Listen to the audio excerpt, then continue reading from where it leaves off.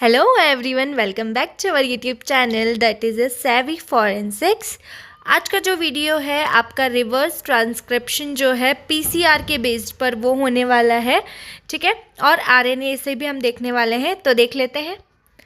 Okay, देखो हमारा topic क्या है, रिवर्स ट्रांसक्रिप्टेज पीसीआर, ठीक है। Reverse transcriptase PCR for RNA based essay. Clear. इसमें हम क्या पढ़ेंगे, पहले central dogma. What is the central dogma, ये पहले भी मैंने शायद बता चुकी हूँ आप लोगों को। डीएनए की जो सीरीज़ है, इंट्रोडक्टरी जो पार्ट है, उसमें बहुत सारी चीज़ें देखने को मिल जाएगी इससे related. Reverse transcription, translation, central dogma, ये सारी चीज़ें वहाँ पे आपको देखने को मिल जाएगी। वहाँ जा कर के भी आप देख सकते हो। ओवरव्यू में यहाँ पे दे देती हूँ आपको।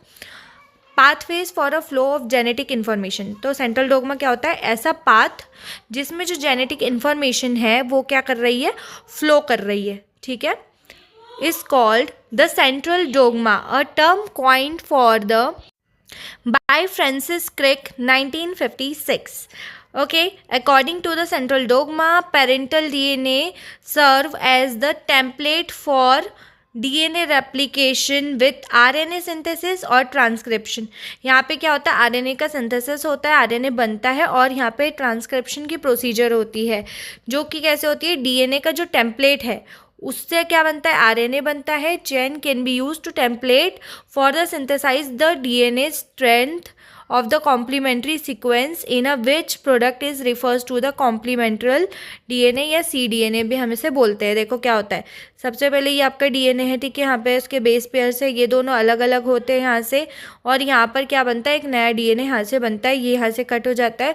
और जब ये न्यूक्लियस जो है, ये जैसे मान लो ये सेल है, ये सेल का साइटोप्लाज्म है, ठीक है, ये सेल का न्यूक्लियस है।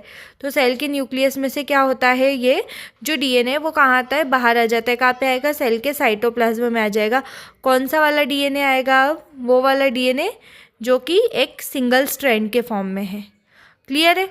फिर उसके बाद में क्या होता है, यहाँ पर ये अंदर ही यहाँ पे प्रोसीजर होती है न्यूक्लियस के अंदर, रेप्लिकेशन की प्रोसीजर। तो यहाँ पे एक कॉम्प्लीमेंट्री डीएनए जो होता है वो बनता है, कॉम्प्लीमेंट्री डीएनए बनता है। जैसे अगर यहाँ एडेनिन है तो यहाँ पर क्या बनेगा, थायमीन।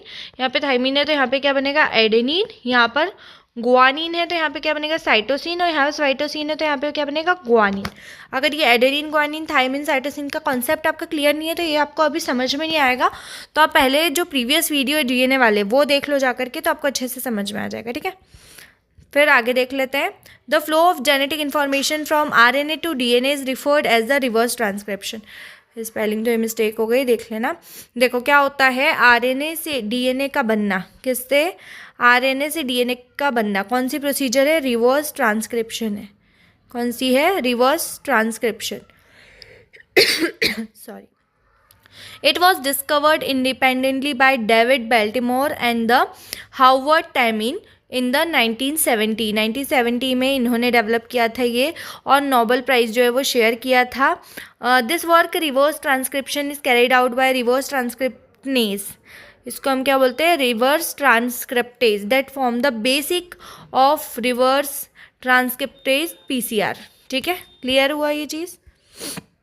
तो आज की वीडियो में ये बस इतना ही था, जहाँ मुझे आप लोगों को ये बताना था, ये समझाना था कि सेंट्रल डोग्मा जो टर्म है वो क्या होती है, और पीसीआर से रिलेटेड हमारे जो रिवर्स ट्रांसक्रिप्शन है वो क्या होता है, और कैसे जो है वो रिवर्स ट्रांसक्रिप्शन यहाँ पे बनता है।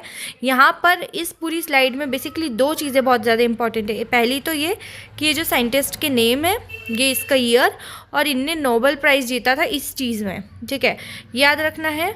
और दूसरी चीज़ ये कि सेंट्रल डोग्मा आपका होता क्या है एक्चुअली में, और वो किसने दिया था, यहाँ से किसने कॉइन किया था, ये आपको याद रखना है, ठीक है। उसके साथ साथ सीडीएनए क्या होता है ये तो आपको पता होना चाहिए, ठीक है।